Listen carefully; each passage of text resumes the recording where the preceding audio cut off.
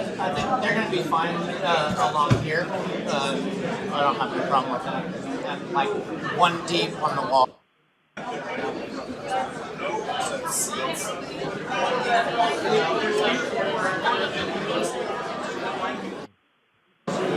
Hello?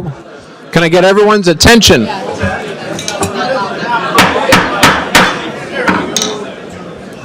If I could have everyone's attention.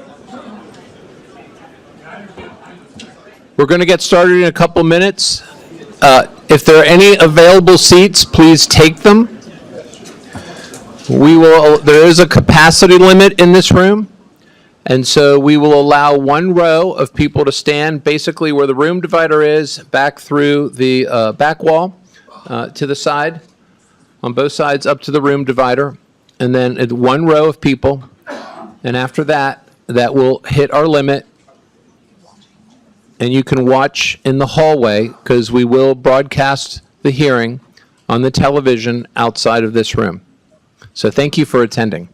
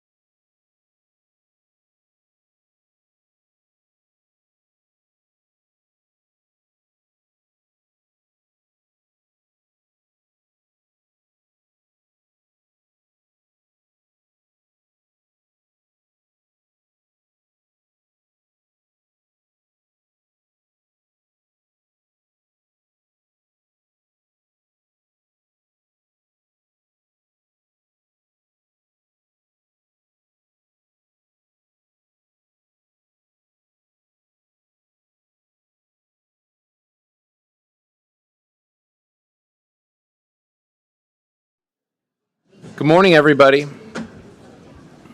We're going to go ahead and get started with our community development meeting. Today's date is December 18th, 2025. The time is 11:03 a.m. In attendance are Commissioners Eberline, Duncan, and Matari. I'm going to call this meeting to order, and we'll begin with the chairman's opening remarks. First of all, welcome and thank you for coming out today. We very much appreciate it. The reason we had this meeting during the day and not during the evening is because, given the holiday season and the fact of the timeliness or the time needs of this meeting, this was the best opportunity really for everyone to get together, the board, city, all the interested parties. So thank you for being here and taking time out of your day to attend this hearing. Are there any changes to the agenda? Okay. And one other thing, too, if we could, if you agree or disagree with anything you hear today, please, in an effort to keep the meeting moving along, just try to refrain from any disruptions or excessive noise. Put your hands in the air, and we will duly note your support for or against anything that you hear. So I thank you in advance for doing that. Poll for conflicts of interest. Do we have any conflicts? So, nope. So we'll go right into our public hearing. We will begin with ORA 25-0009, City of Post Falls Area of Impact, and we will begin with our Community Development Director, David Callahan. Thank you, Mr. Chairman. Good morning, everyone. The importance of today's meeting is to establish maps for each of the cities that will be before you, and I will be setting the stage briefly and then handing off to each city. Okay. Is there any way we could turn the volume up a little bit in the back of the room? Possibly if you just hold it like a microphone. Normally that Hold on. worse. Hold on. Hold on. I'll test it again. Is that any better? Is this any better for people in the back? Okay, just give us 1 second. Just give us 1 second, please. I'm sorry, normally my voice carries very well. Yeah, I think what's important too is that if people are whispering or anything, that they could refrain from that so others can hear.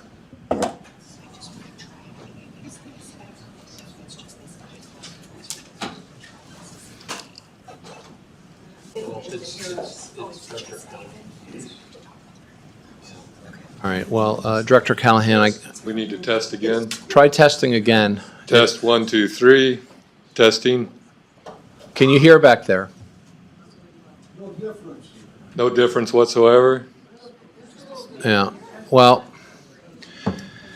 you know, there are limitations here, and I apologize to the people in the back here, but if you want to hold that a little closer. Test it one more time. Is this any better? It's a little bit better. I'll hold it. Okay. All right, so go ahead, Director Callahan. Thank you. These are supposed to be unidirectional microphones, so I don't know why it's not working today, and it usually does.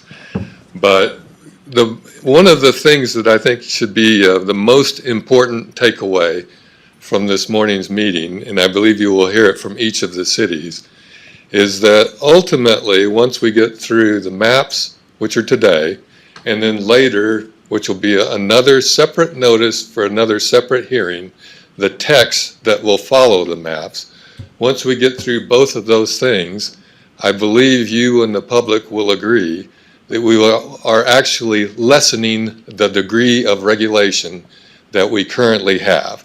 And here's one example. In the Post Falls case, Mr. Warren Wilson to my right will be showing you a map that actually reduces their area that they will be annexing into based on if you refer to the old existing map in our county code. Another thing that will be different is you, as a board, have made it unambiguously clear that you want county regulations to apply. In many of our area of city impact agreements, we have city regulations that apply today.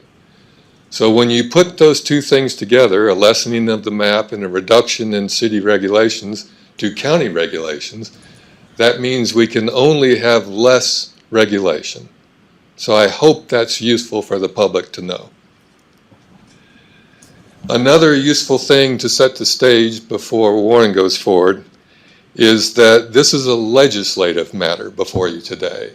That has useful implications in several ways. One, you can talk about this to anyone, anytime, day or night, all up until the hearing and after the hearing. That's the beauty of legislative process. It also makes it easier for us to have set this meeting up on short notice, because a legislative meeting under state law, and since it's not a text amendment of the county regulations, we're merely following what the state requires, we can do a 15-day notice, which is what we did in the way of 4,500 postcards that went out to all the various property owners within all of the AOIs outside of their city limits. Ordinarily, we would have a 28-day notice, and you will have 28-day notices in the future as we circle back around for the text amendments to the Land Use and Development Code, because the Land Use Development Code requires as much.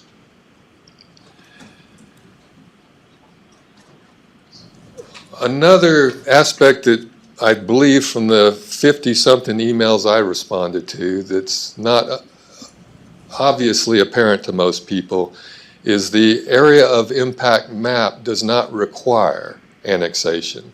It merely allows cities the opportunity to plan and discuss with property owners that are interested in annexation to pursue that process. But the ultimate takeaway of that is property owners need to remember is that there has to be a willing annexor and a willing annexee. So the city and the property owner must agree, usually via an annexation agreement, before these things go forward.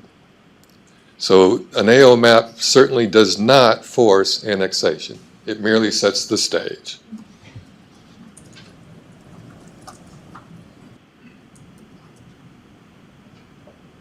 Oh, and one last thing I want to add before I mention what our referral notices are and then hand things off to Warren. The state law sets up a new requirement that I think is useful for people to know. And that is, once we establish areas of impact with these new series of maps, the cities must adjust the composition of their planning commissions to reflect the proportion of population within the city and that within the area of impact. So that means people within the area of impact will get more representation on the city's planning commissions. That's very different from what we have today. Those, in my view, are the major changes from the old state law to the new state law. I want to mention the referral process, and then I'll hand things off to Warren.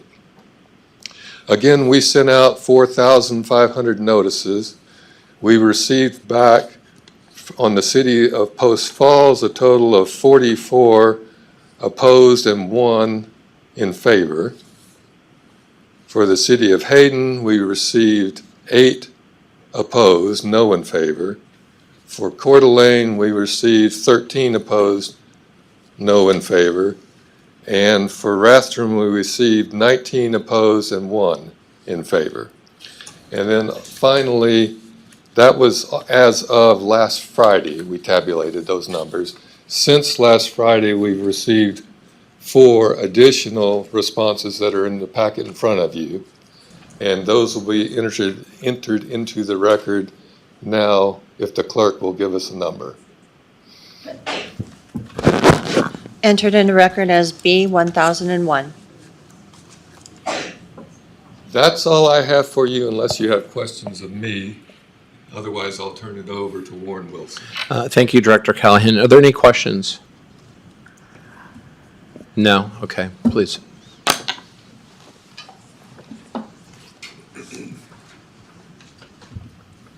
Good morning, Commissioners. Let me adjust this so maybe I'm heard in the back of the room. My name is Warren Wilson. I'm the Deputy City Administrator for the City of Post Falls. I've been working in and around land use for pushing 25 years in Kootenai County at this point. So this is an area that I spend some time working in, I know a little bit about. So I thought it would be helpful today to sort of lead off with a bit of what are we doing here, what's changing in the law, so that maybe we can talk through some of the implications before we get into the mapping exercise. So as way of background, cities in Kootenai County are not forcibly annexing properties. I have heard of a scenario that occurred in the 80s where there was a forced annexation. In my 20-some years of doing this, I am not aware of any instance in Kootenai County in going on 25 years where that's happened. It doesn't happen. Annexation can be requested by the property owners, as Dave alluded to. The property owner has to request it, and then the council has to approve that. So it's sort of it takes both parties to get an annexation across the goal line. Cities can annex outside of their area of impact. So the boundary is a little bit porous. It doesn't mean that if you're not in the boundary that you can't get in. If you are in the boundary, you have to be in. It doesn't mean that. Another thing of note is that areas of city impact have existed since the Local Land Use Planning Act, that's a mouthful, was adopted in 1975. So the boundaries have been relatively constant over that time. The city of Post Falls, Hayden, and Rathdrum, we have a shared boundary. That boundary has been in effect since 2004. As Dave alluded to, for all of the cities, those boundaries are shrinking, not growing. We're not adding additional areas. So largely, anybody who's in a boundary going forward, they have likely been in a boundary for decades. To get to that point, this is the current ACI map for the area around the city of Post Falls. So the areas in gray, those are the incorporated city boundaries around us. Everything that's in color, those are people who are currently in an area of city impact. So what does a boundary do? Really, as amended by the legislature, it does one thing and one thing only. It protects the ability of property owners to annex. That's it. It allows someone to ask to be annexed inside or outside of the boundary. They can ask, as long as they're contiguous to the city limits. What it doesn't do is it doesn't mean properties will be annexed either now or even in the future, because it's dependent on the request from the owner and the approval of the city council. It will not require development to meet city standards. As David alluded to, going forward, it's going to be county standards. The county can adopt special standards in those areas, but they're not required to. There's no requirement for that at all. Boundaries also don't serve as city's planning boundaries. We are planning typically 20 years in advance. When we're dealing with water rights, that can extend out to 50 years. Trying to plan in a 5-year increment, there's no way we can plan and develop infrastructure plans and the funding mechanisms to extend roads, water, wastewater on 5-year increments. And so this really isn't our planning boundary. It's a boundary that the statute requires us to set, but it doesn't have a lot of actual impact for us beyond having to have it so that annexations can occur. So as I alluded to, the legislature amended the law back in 2024. Before that amendment, areas of city impact were not only just growth areas, but they were areas where there might be an impact on the city. So an example I've used in the past is if you're a city and you have a watershed that's up a hillside outside your city limits, you're probably pretty interested in what's happening on that hillside. You probably ought to be talking to the county about what the regulations ought to be to protect the water supply for the city. That was never an area you're going to grow into, but it was an area that was of interest to the city. That has changed. The only thing that matters now is areas where the city is likely to annex into within 5 years. As noted, the boundary has to be adopted by the end of the year. If that doesn't happen, it triggers a timely and costly negotiation process, and it triggers essentially a moratorium. Consensual annexations can't move forward until a new boundary is put into place. For Post Falls, we rushed through a batch of annexations that were close enough to the end. I think we had 6 annexations that we wrapped up at our meeting on Tuesday night, so we could try to get those recorded. We have a number that are earlier in the process, but they will be held up and not able to move forward until a boundary is adopted. We have been working since October of '24 to bring forward a map for you, and we submitted our map back in April of this year. So turning to what it is that we're trying to look at, under the statutory requirements, the boundaries need to be within 2 miles of existing city limits. In our case, our boundaries are all within a mile. They can't overlap with other cities. So we met and made sure that that was true.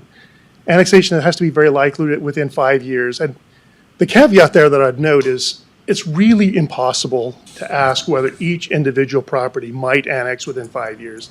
In our case, we have something like 2,400 parcels, individual parcels, that are within our proposed AOI. To try to put ourselves in the mind of the current property owner, the property owner who might buy that property in 5 years, as well as in the mind of the city council, and because we're looking 5 years out, there's 2 council elections, trying to guess what 2 future councils might do on an annexation request is really almost impossible. Luckily, the statute provides some more objective factors to help guide the determination on whether annexation is likely throughout the areas that you're speaking of. So from the statute, the considerations are, where are you anticipating growth? Where is your transportation system growing? Where's your water and sewer system growing? What's the service boundaries for other districts? For instance, we were very careful to try to follow school district boundaries to the extent possible, so that if you're in Lakeland, hopefully you're going to be growing into Lakeland, not into Post Falls, and vice versa, as well as geographic factors that might impact where that growth might be occurring. So again, we met with all of the neighboring cities with the exception of Hutter. We were never able to get a hold of Hutter, but we met with all of the neighboring cities to resolve any overlaps. We followed boundaries of the districts, the school districts.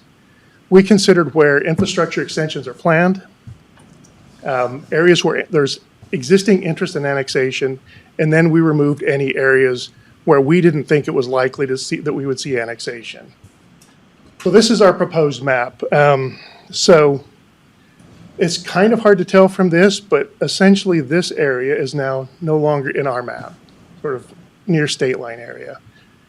We've shrunk some, and I think that reflects where we're likely to see annexation as well as extension of utilities over the next planning horizon. So when we tried to evaluate where is it likely that we're going to see commercial and residential growth, we have frankly just looked at where are we seeing interest in annexation. So this map shows the areas in red. Those are pending annexation requests around our boundaries. You'll see that they're frankly on all sides of our city. The areas in green, those are property owners who have spoken with us about the potential for annexation. So we're seeing interest in annexation essentially on all sides of our boundary. We'll even notice one little area where it's actually outside of our proposed AOI boundary, because we're not sure that that's going to happen. Turning to planned water and sewer extensions, we do a master plan that we update typically on a 5 to 10 year increment, depending on how things are changing. Our most recent wastewater plan was from 2019. We have infrastructure planned from that time in sort of 2, 5, 10 year increments. The timing of when those things actually occur really follows growth, because we don't put it out there hoping someone will come. We wait until there are requests, and typically the developer builds it. Additionally, we have a treatment master plan. As part of our treatment master plan is we will likely be moving to land application of treated wastewater sometime in the 2030s. To make that happen, we have about 1,000 acres between us and Rathdrum that we preserve for open space and agricultural uses. We're looking for about another 600 acres. That's a rough number because I don't know how much growth is going to happen, but so we're going to have something on the order of 1,600 acres that we're preserving that'll be agricultural uses using treated effluent. As we find more acreage, we annex that so that we can control it and make sure that we can do with it what we need to do. So here is our collection master plan updates. The lines in yellow, red, blue, essentially everything but green. This is dated from 2019, was to be installed within 10 years. So if you're starting from 2019, all of this is projects that we're working on and moving forward, driven most likely by when does the growth actually happen and when do we have the requests to see growth in those areas. I mentioned the land application sites. Those are in red up on the top of the map. That's 1,000 acres that between the city of Rathdrum and the city of Post Falls, we have preserved that will not see development. It will be used for agricultural uses. We're looking for an additional 600 acres sort of in that area. And as we find those acreages, we will be annexing those areas as well. Turning to water, our 2018 master plan that's currently in review, we're updating that as we speak. We have planned extensions north, east, and west. We don't serve our entire residents. We have 2 water districts that provide water inside of our city as well, so we don't provide for the whole city. This is our service area extensions that were planned in our 2018 plan. You see everything in brown, purple, green, blue. Those are all areas of planned extensions. Quickly, here are the planned pipes, pumps, wells, stations to be able to serve those areas in sort of 1 to 20 year increments. Again, this is dating from 2018. Streets, we are currently wrapping up a new transportation master plan. We're looking at adoption of that in February of next year. Again, we have projects planned throughout our proposed impact area. In fact, we had a workshop with that at council on Tuesday night. My recollection is there's some 91 transportation projects planned between now and 2045 to the tune of almost $400 million that covers our entire impact area. In my materials, I gave you a list of what those projects are and what the timings would look like. It's kind of hard to read that kind of a spreadsheet on a PowerPoint, so I didn't put it here, but I wanted you to be able to see the map, that these are the areas where we are planning on transportation improvements that largely follow where the growth is occurring so that we make sure that our roads are keeping up with the demand. So to conclude quickly, we tried to draw our map to meet the statutory factors. More objective speaking, where do we expect growth to occur based on where we're seeing it requested? Where are the infrastructure plans in place to be able to provide the services? Based on those factors, I think we've tried to meet the requirements, and I think we've tried to show you that growth could occur in any one of those areas within the 5 years that the statute gives us to work with. With that, I am happy to answer any questions. Thank you, Mr. Wilson. Any questions? If the Board of County Commissioners were to adopt an opt-out policy, what considerations would the city want to let us know? So I guess a couple thoughts. One is I think it's probably unnecessary because to get annexed, you have to opt in. There's always sort of turning that on its head. Whether you're in the boundary or not kind of doesn't matter because until you decide to ask for annexation, you're not going anywhere.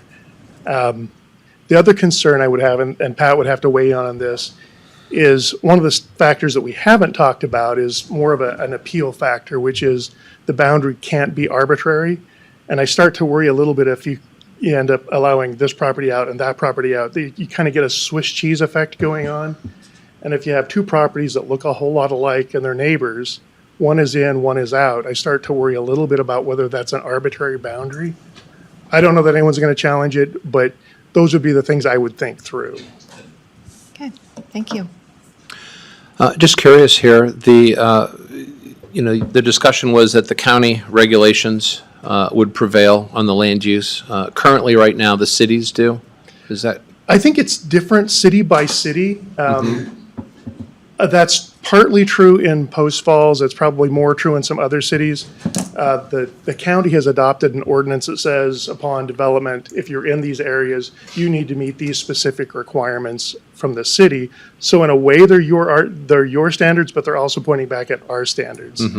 It's my understanding that the desire is to undo that. I think we're perfectly happy to work with you on that. I'm not going to lose a ton of sleep over that. So in essence, we set up this ordinance, so of course the county land use regulations are the driving, force. They basically decide how a person can use their land already in the county. And that would be the case in any area of impact. Correct. Honestly, I'll get on the soapbox just a little bit.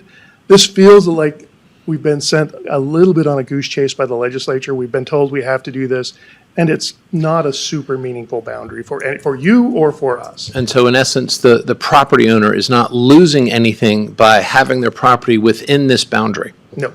That That would be my sense. They're not- In fact, some of them might actually gain things because now we're eliminating the city land use. Exactly. So to the extent that we're shrinking, those people now are going to be out.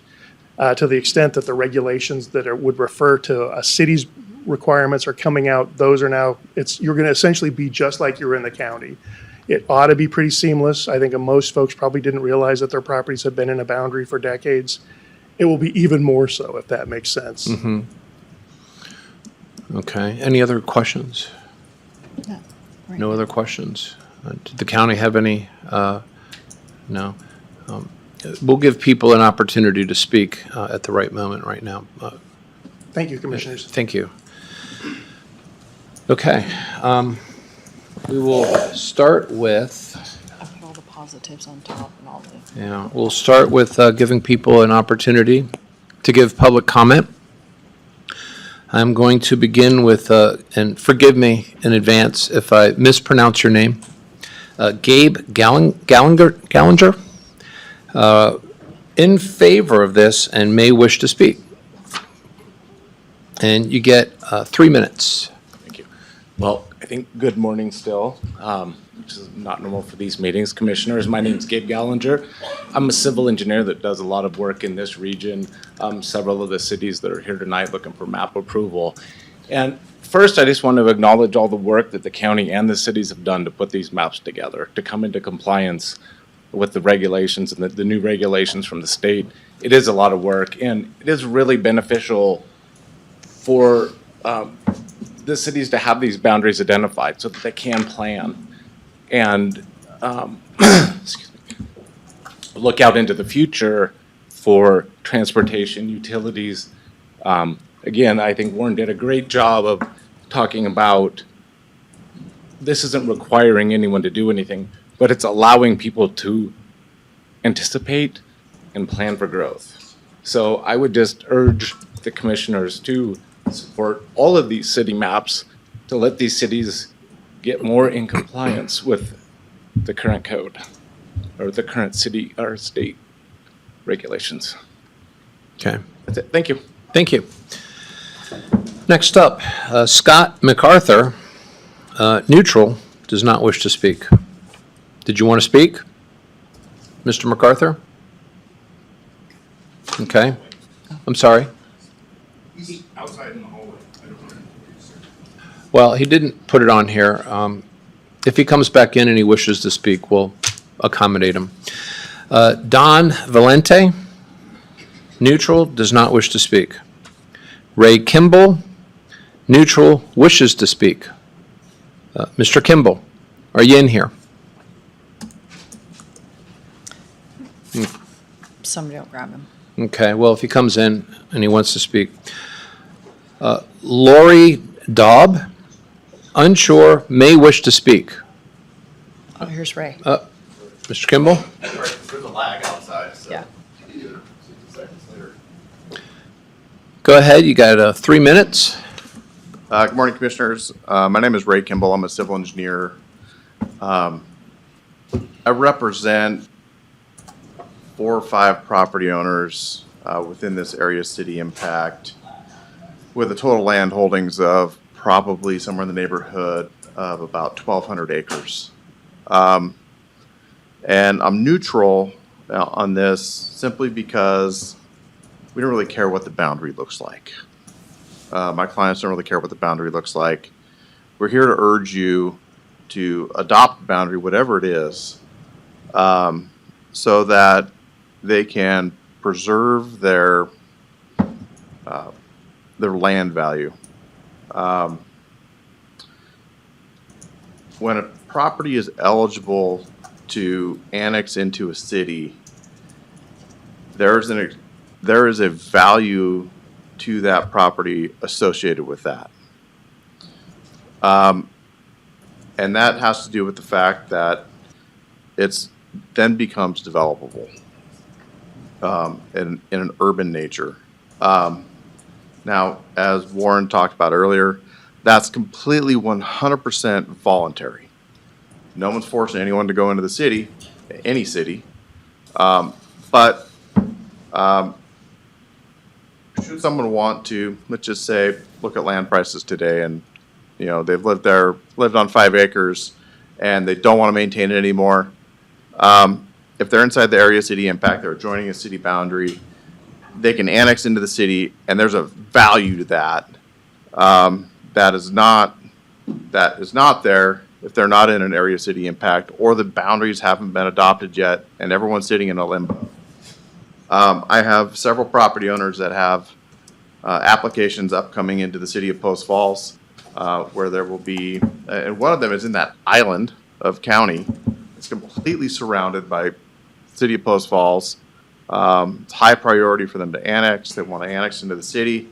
Anyone driving through that property or driving by that property today would think they're in the city of Post Falls, but they're not. And yet, if you don't adopt the boundaries, then we go into this lengthy process. They can't annex next year, and they lose an entire construction season and all of the value. They have all of that property value, the carry cost of the land that they purchased. All of that gets pushed for however long it takes for that negotiation process to happen. And so I'm here asking you to adopt the map, whatever it looks like, and go from there. Thank you. Thank you. Ms. Lori Daub, come on up.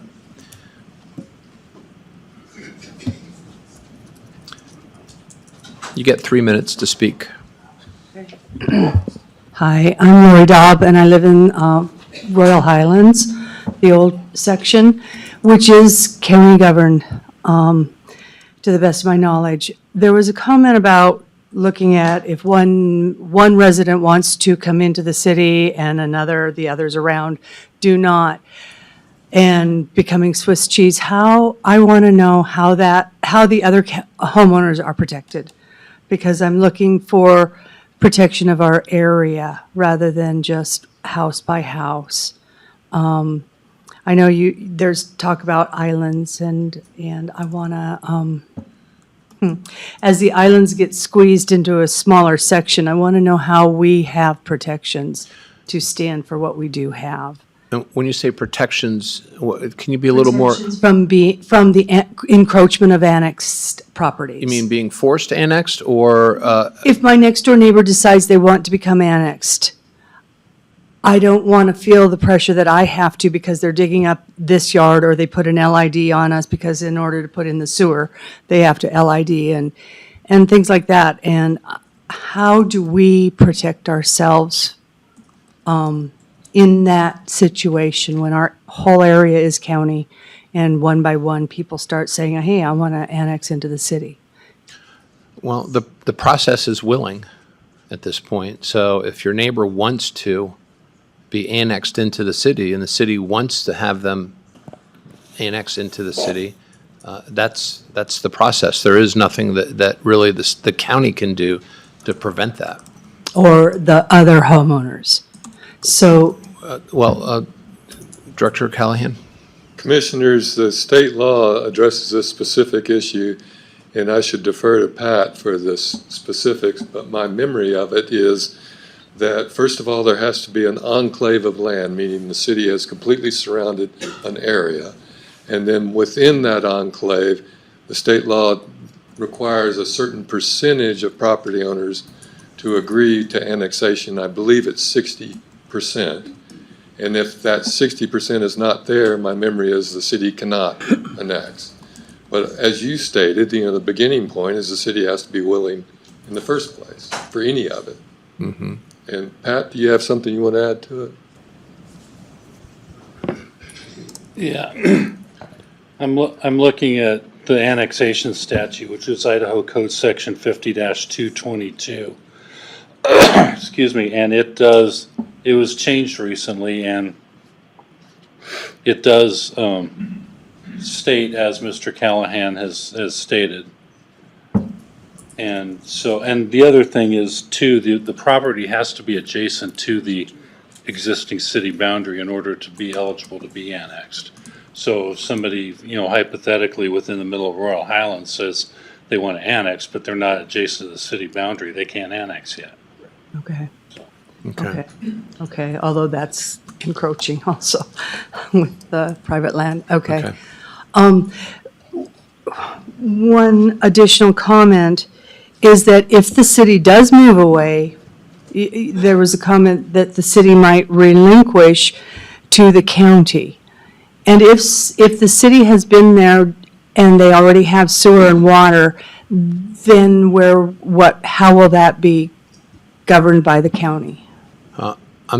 Does that make sense? Talking about de-annexation? Yeah, there's been a comment, I've heard it twice now, mentioned that as the areas of impact pull away from an area where it had been city and it becomes governed now by the county regulations. So, So that's old area of impact and now the new area of impact. And the fact that the city of Post Falls is actually reducing its footprint, but their longer 20-year plans may include going outside of that footprint is the way I kind of understood that. Is that correct, but Ms. it's Wilson? the area of impact, not the city. The city's not shrinking.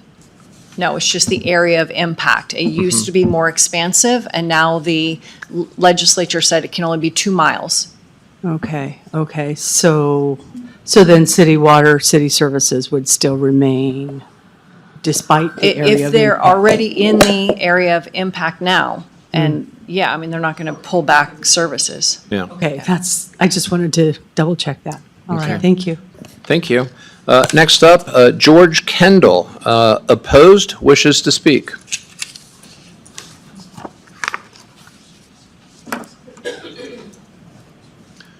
Mr. Kendall, you get yourself 3 minutes up there. All right. Yeah, I came to the meeting today because my biggest concern is that we don't have in the county, when these developers come in and build stuff and to protect our aquifer and all this housing going up. Rathrum doesn't have its own sewer treatment plant. Hauser doesn't have one. Hayden doesn't have one. You've got everything's overtaxed, streets overrun. I think that besides the boundary lines that we need to have some sort of better direction on how to protect our existing, expand our infrastructure and create jobs and things that support all what they're doing. And I know that, a lot of these people that buy the land up and then they become the ones that are annexing it into, for the annexation. I would really like to just see a plan that's going to, have some sort of industry here, especially things that we have, like silver mines up here in the valley and they're chip makers and we need it. Try to get something that's beneficial that makes it more affordable for putting in an infrastructure all the way from Athol all the way down to state line. I mean, there just is nothing. Yeah. Well, the county just initiated its long-term comprehensive plan. And one of the objectives is to try to link our plan with the city so we can kind of have more of a community-based plan, a little bit more collaboration. And I think that's really where you're addressing with this longer-term vision, in essence. Right. Yeah, and just protecting, I haven't heard anybody say anything about protecting the aquifer and our water. And, it's just, does your plan address that? Well, we have an aquifer protection district, but its primary focus is on water quality. As far as the actual quantity goes, that's something that needs to be addressed in greater detail as time goes by. Right. All right. Well, thank you for your time. Thank you. Next up, Vince Hughes wishes to speak and is opposed. Mr. Hughes, come on down.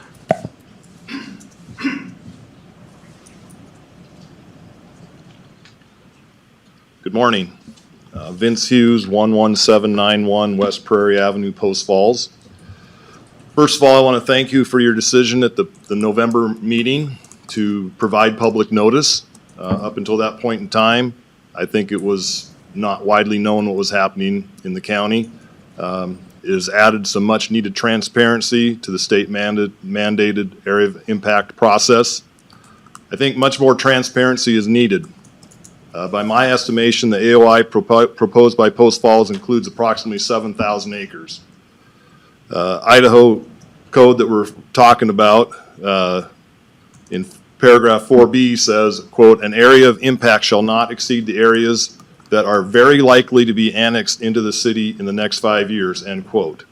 And if you read that, it says, in addition to what's in paragraph 4A. So it's not an or, as was implied by Mr. Warren. I have read a copy of the December 4th justification letter from the city of Post Falls, lots of maps and statistics. What I don't see is how many acres are in the AOI. Excluding city-owned property, how many acres have been annexed in each of the last 5 years? I'm confident the three of you are very familiar with the budgeting process. When you budget for your sheriff's department for next year, you need to know what the actual amounts were for the previous years. We're not given that information by the city of Post Falls. What I do see in the report is that the Post Falls planners got together with city planners from the other jurisdictions and carefully divided up the entire prairie. Numerous well-established county neighborhoods are included in the AOI. Brickert County Estates or Country Estates, Big Sky Estates, some areas in the Highlands. This land will not be annexed in the next 5 years, if ever. Other than the map showing the pending annexations and, quote, known areas of annexation interest by owner, end quote, I do not see any indication Post Falls contacted landowners in their proposed AOI about the likelihood their property would be annexed in the next 5 years. Landowners are by far the most determining factor in whether land will be annexed. They weren't contacted. By the way, some of my land was included in that green area that says known areas of annexation by interest of owner. I guess someone was coloring outside the lines. I have read many of the comments submitted to the county regarding the Post Falls AOI. I saw one positive comment from a developer. I have no objection from his land being included in the AOI. I hope he has no objection from my land being excluded from the AOI. To comply with the Idaho code, we have several issues to sort through. One, the proposed map simply does not comply with the state law, way too much land. Two, what restrictions will cities be able to impose when and if an AOI map is provided?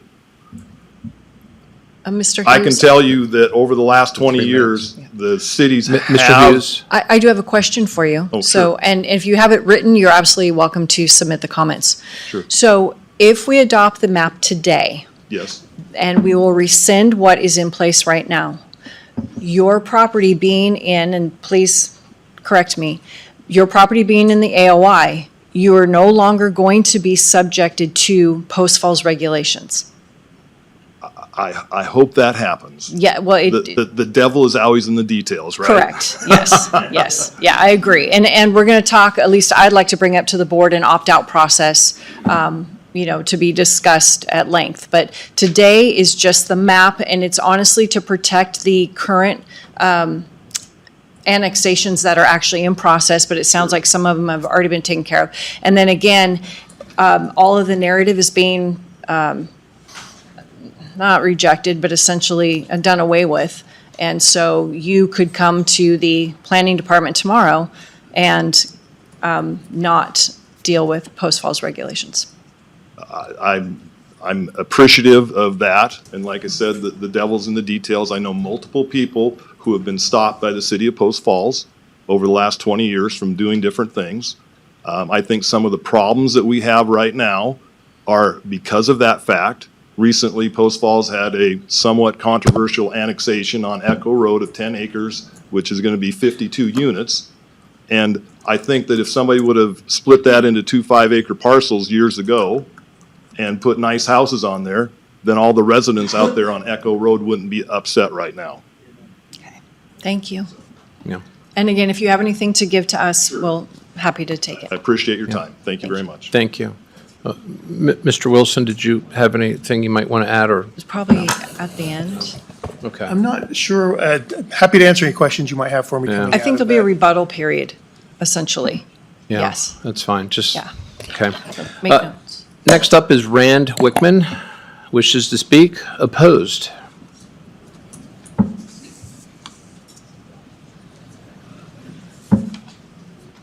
Good morning, Commissioners. Rand Wickman, for the record, 2992 Gotham Bay Road, Harrison, Idaho. I am here representing Vince, who just spoke, and so to some degree our comments will overlap. I will try and minimize that.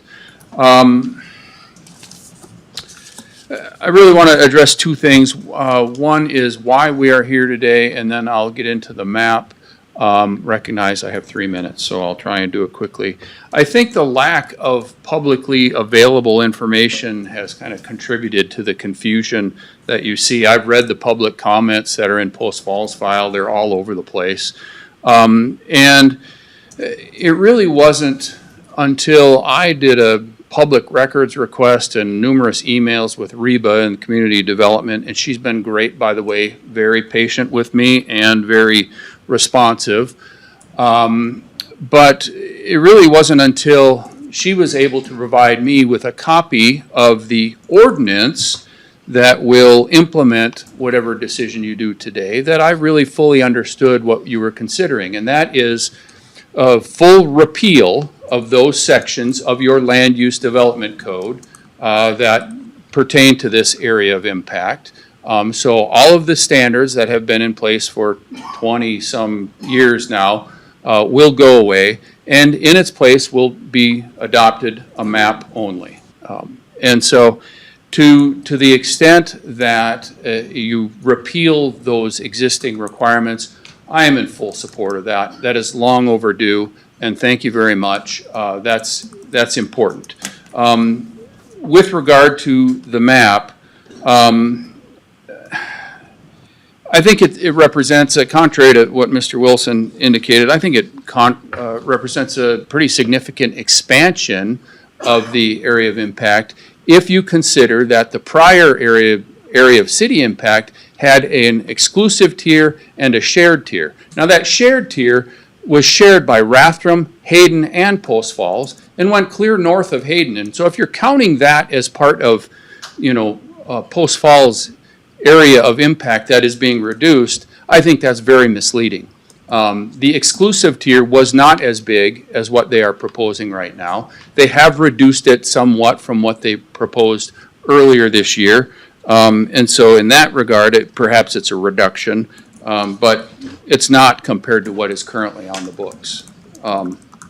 And so with regard to the criteria, again, we've talked about that a little bit. The current criteria is pretty open-ended, ambiguous geographic boundaries, trade areas. The state law added this provision of very likely to be annexed within the next 5 years. I think without the owner's permission, finish a sentence and I'll quit.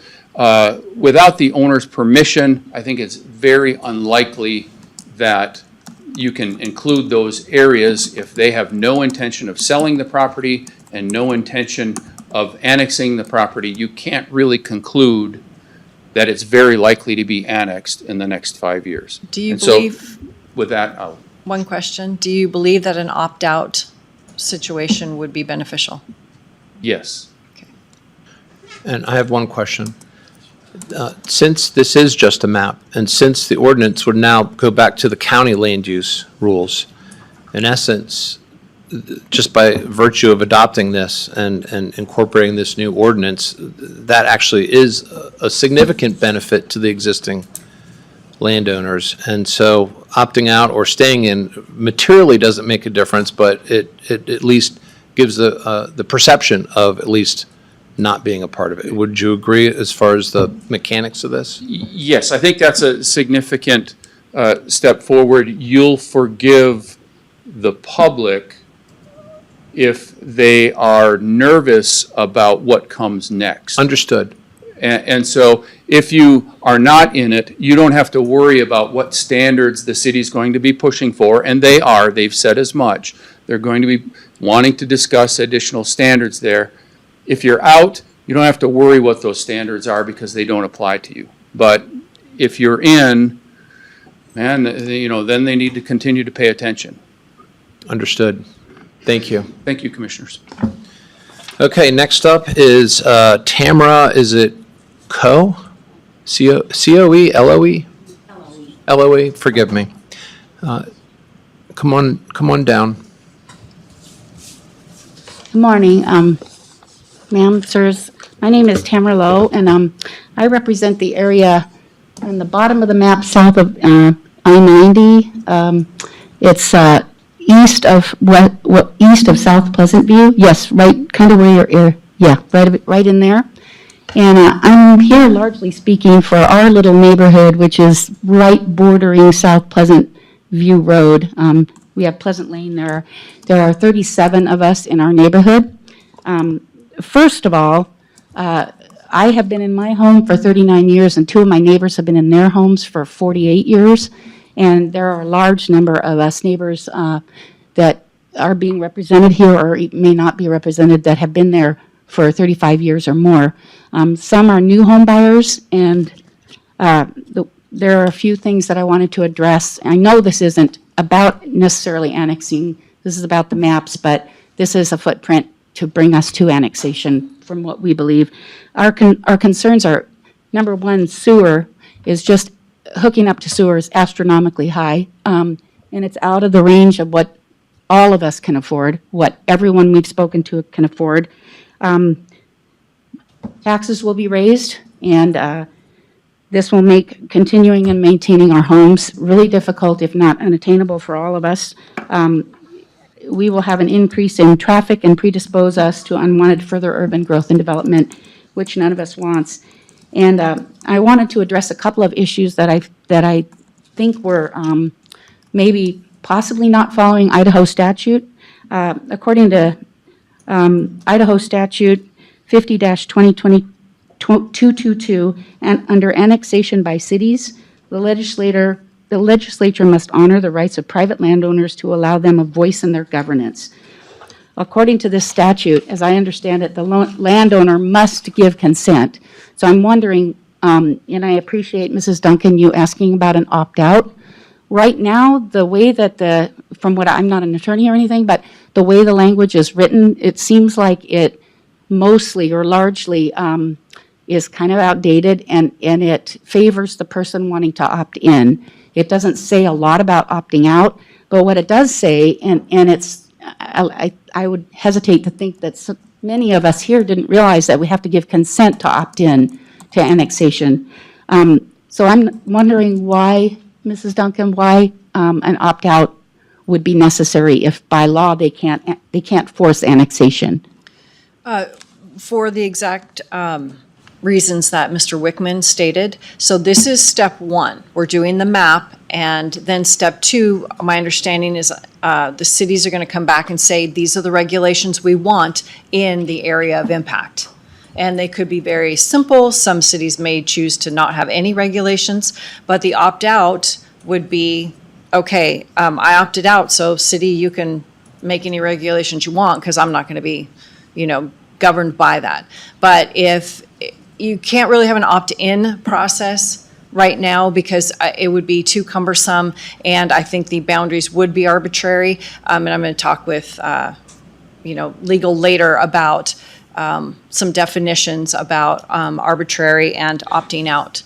So yes, my preference is always to opt in. However, I don't know that it would be beneficial to have an opt-in process in this particular situation. Opt-out may be better. Yes, this lady that spoke earlier about, the Royal Highlands area and the Highland, there are a couple of things. So I just want to make sure by law we're covered. We are an established neighborhood. Only four of us receive notification in the mail. 4 out of 37 homes. 4 of us received notification. That's not according to Idaho statute. Everyone was supposed to be notified. We did see it.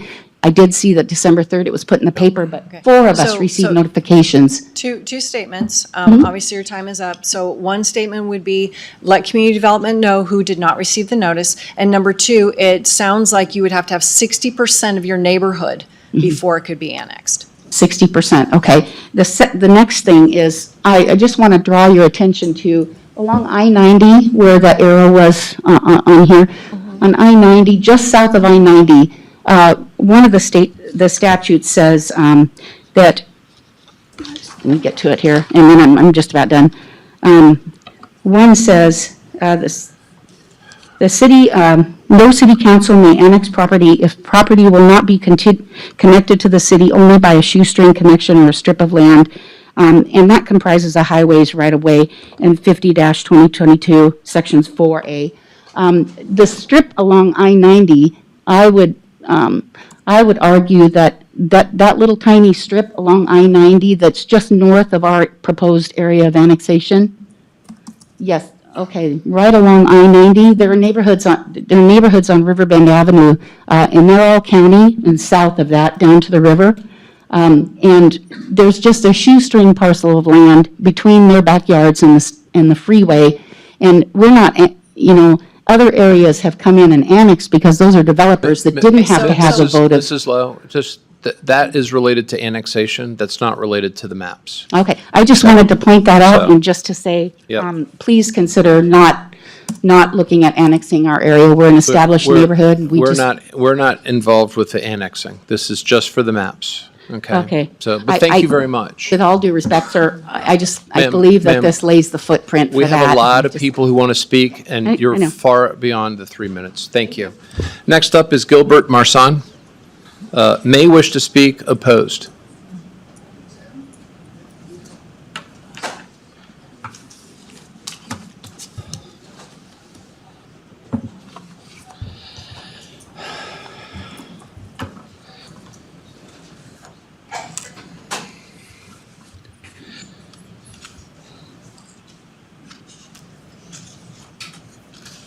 Give me.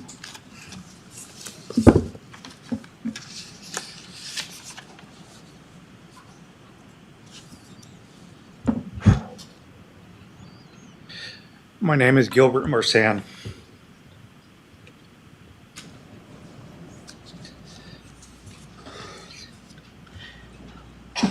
Mr. Marsan, I know. Third generation Idaho. I'm a 100% disabled Marine Corps veteran. I did my service for my country to protect and defend the Constitution. But not just for my country, but for my rights of each individual here, legally in this country, and specifically in this county.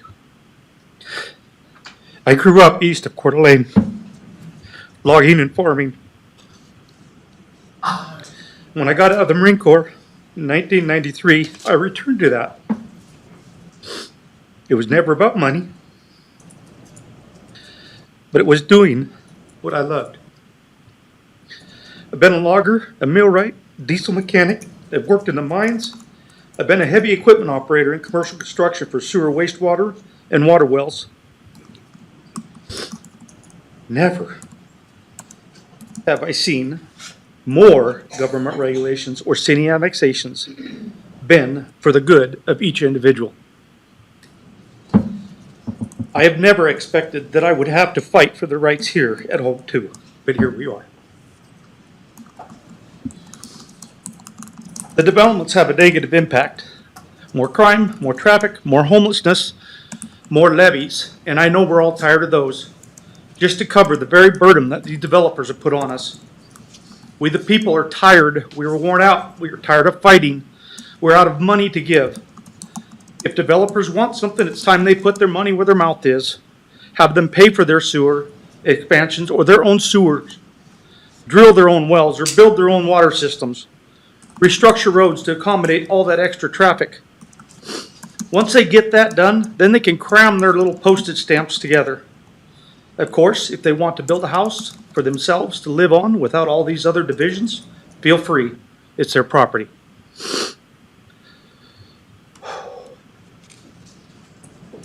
It's important that their assumed rights do not affect the rest of us. Congestion affects us. Levies affect us. Annexation affects us. Crime affects us. Our elderly being priced out affects us. Mr. Marsan, first of all, you did give us your comments here, and we're going to enter them into the record. All right, thank you. Thank you for what May you've I done. add one quick comment? One quick comment, please. just because our communities did not have time or desire to answer because we're exasperated with this, doesn't mean it's a yes.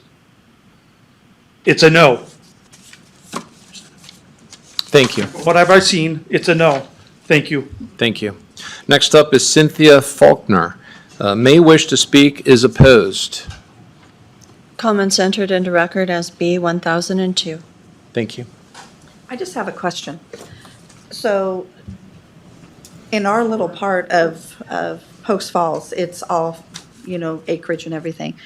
And when you're talking about having the city, if they're close to that area, my question is, our properties, as they're being for sale, the city is buying them. They turned one into a park, they're renting out a house. Now they're supposedly going to have a dog park. And then we had a little part that was a few years ago put into a dog training center, which was full-blown commercial. And so how does that work? I mean, is the city in there now because they bought these other two properties? And I didn't know the city was into buying, personal property like that. It just seems a little sketchy to me. And I just wanted to make that statement. And I am very opposed to this. I don't care how you guys are candy coating it. I want to keep my land the way it is. And I thought that man was amazing, what you said. Thank you, Sandra. Thank you. Next up is Dorothy and Dan. Is it Drapo? Yes. I don't want to say anything. No? Okay. You put opposed and may wish to speak, but does not wish to speak. Amanda Brown, may wish to speak, opposed. No, thank you. Okay. Judith Martin, opposed, may wish to speak.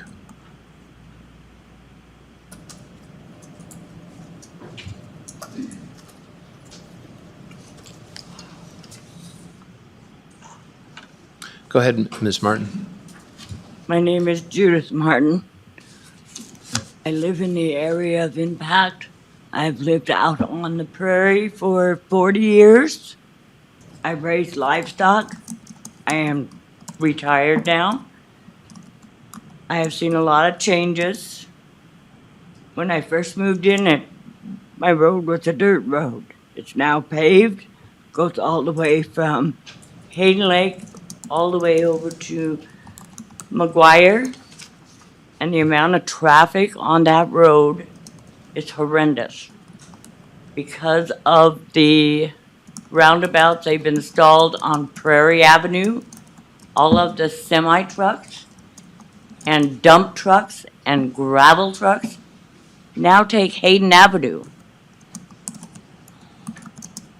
I have, like I said, I raise livestock. And that's a hobby of mine. That's my only source of income other than Social Security. And now this is brought up that I'm opposed to annexation because that takes away any amount of income that I may have from the 5 acres and the livestock that I raise.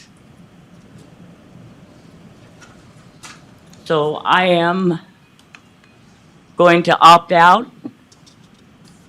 I have other neighbors that have livestock, that raise livestock, and are supported by 4-H. And I hope they opt out also. Thank you. Thank you, Ms. Martin. Next up, Cynthia Miller, may wish to speak, opposed.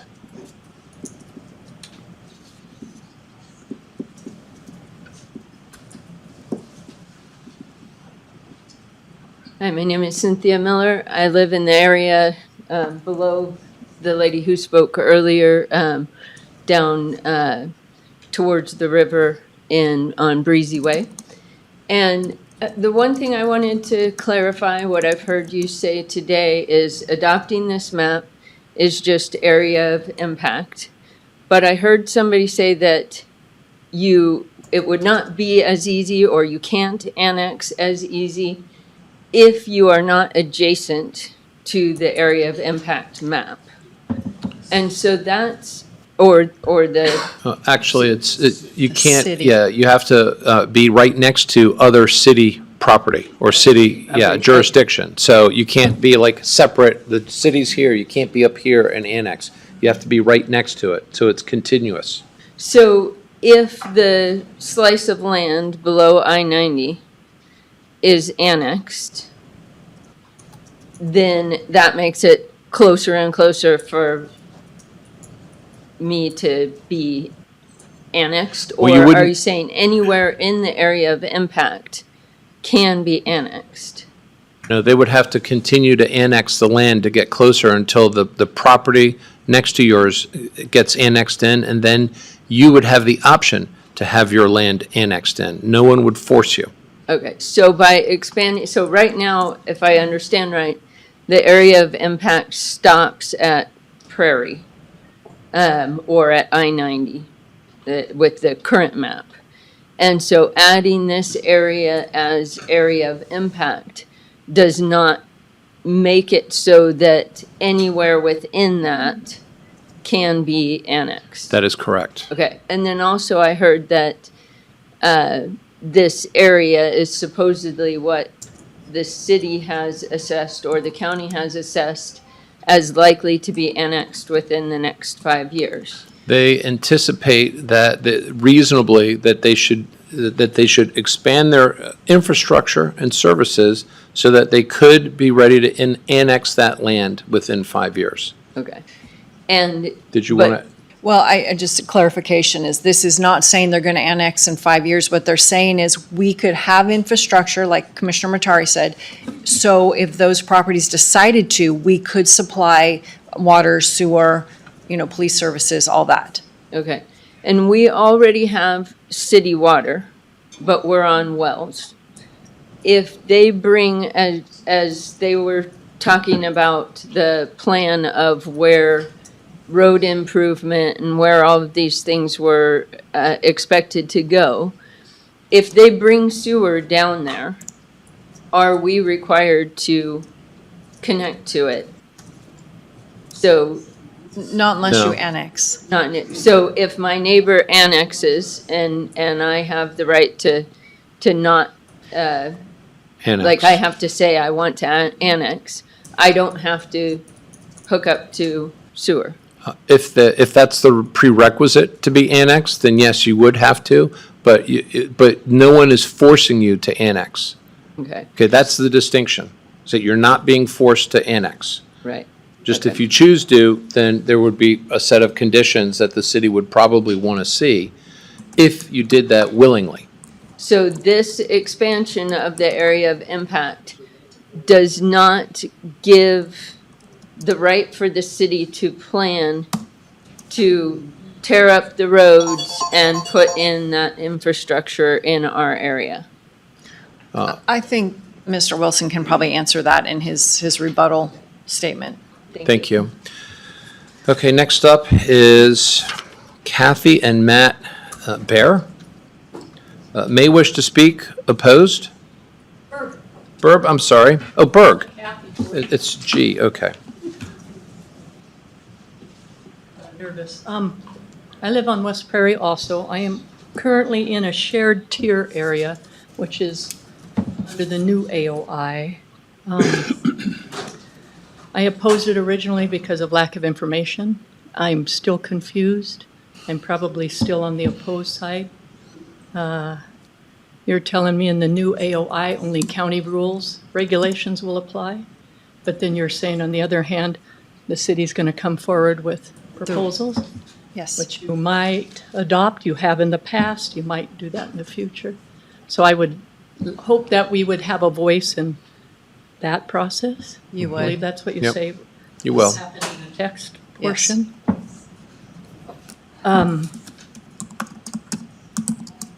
I have a couple more questions on the infrastructure and improvements. They've talked about widening Prairie in front of my house to a 5-lane or something for a long time, and that would have a significant impact on my personal property. And the one thing I really don't understand that Mr. Callahan had said, and I'd like to, is he says with the new AOA that I would have more impact on city planning commission, and I don't understand how that would happen, because I can't vote for anything in the city. So I don't know how I would impact the city planning commission, other than, Yeah, Director Callahan, do you want to just? Commissioners, the way, again, the state law reads is the city would be required to change the proportion of their planning commission to represent the proportions of people in the AOI and in the city. So what that means is that right now, the city, on their planning commission, does not include anybody who is in an area of impact. So the people who are in that area of impact have no say. That the state legislature would now say, if the map is adopted this way, and if your property were to be on that map, you would actually have an opportunity to sit on the City Planning and Zoning Commission and have a voice on what the city decides it wants to do in that area of impact. So in essence, it's a representation that you don't currently have that you would get should you fall within this map. is that what you're saying too, Mr. Callahan? Yes. Your interpretation? Okay, thank Commissioner you. Matari has explained it well. Thank you. Okay, that's all I had, thank you. All right, next up is David Peters. May wish to speak opposed. Yes.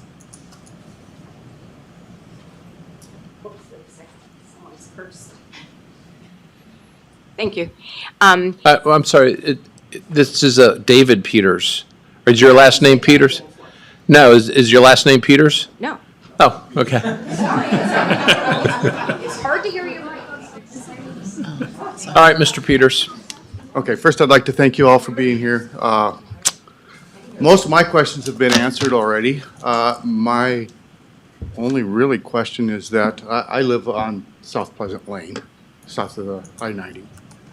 And I'm one of the residents that Tamara Lowe said that did not get any notification for this. How do I ensure that I get notification for subsequent meetings? You leave us your address.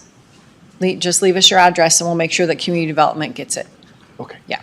Yeah, and I think sadly, one of the challenges is that our requirement is to notify people through the mail. But the mail, sadly, over the years has become less reliable. And so there is no feedback to the county to know whether or not the letter was actually delivered to you. And so that's what makes it a little bit of a challenge. So I apologize that you did not receive the letter, but I'm confident that we probably did, but we can double check that. Okay. Thank you for your time. Thank you. Thank you. Okay, next up is Deborah Danforth. I knew my name was coming. Sorry, David. Well, thank you. I would say first, I agree with him. I also did not receive a notice, and so if it ever comes to annexation ideas, it's kind of hard to have a voice when you don't know what's happening. I fortunately heard from my neighbors. Second thing I'd like to say is this is a really emotional topic for a lot of us because we have lived there for decades. Some of us are retired or veterans, or we have a lot of young couples with children that at the prices of today, they're struggling to get their mortgages paid. And I love Post Falls. I mean, I love it. But 15, 20,000 or whatever to add to sewer, to be able to hook up to sewer, that's going to kill us. These are people, these aren't just lines on a board. It looks like just lines, but these are really lives, and these are people that are here. And so, and then of course you get to add city taxes to your budget as well. But, so that is why I just stand opposed. I live in the Pleasant Lane and Periwinkle, that little section that's off of Pleasant View, kind of kitty corner behind Factory Outlets area. And honestly, Post Falls was not able to bring us sewer when we were built in the 70s. There was nothing out there. Flying Jade was the first thing. They didn't even come till the 80s, till 82. And we didn't even telephone. We had a telephone. We were on a 4-party line at first for the first year. So, I mean, if the city, that's the thing. The city, I understand sewer's the way to go now, and if it's new development, yeah, that could have been in our mortgage, but that was not even available to us at that time. So to face that burden now would be really destructive to so many people. And so those are not just lines on a map when you're looking at decisions. It's people. Okay, thank you so much. Thank you. Thank you very much, Ms. Danforth. Okay, thank you. Next up is Susan Anderson, may wish to speak opposed.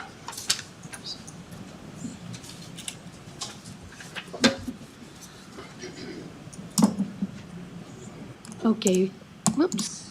Okay, first of all, I apologize, I wasn't prepared to speak, so this may be all over the place. My first concern is that, yes, it's been said that this is the groundwork, we're not talking about annexation. But I've lived around here for a long, long time. We started in Coeur d'Alene, and there were height restrictions downtown. And we were told they were not ever going to allow them to get taller. But look at Coeur d'Alene now. Things change, people in charge change, money talks, and here we are.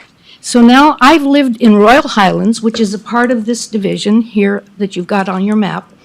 When my husband, when my husband and I decided to build there 38 years ago, we loved the idea that that area was in the county. We didn't have Post Falls taxes. We didn't have sewers. We didn't have any of these things that this will impact us. You say that this, once this is established, that then Post Falls will have, then their rules are going to kick in. Now, we're told, oh, we may not be annexed, but, you know, I don't believe that. I believe we will be if this goes through.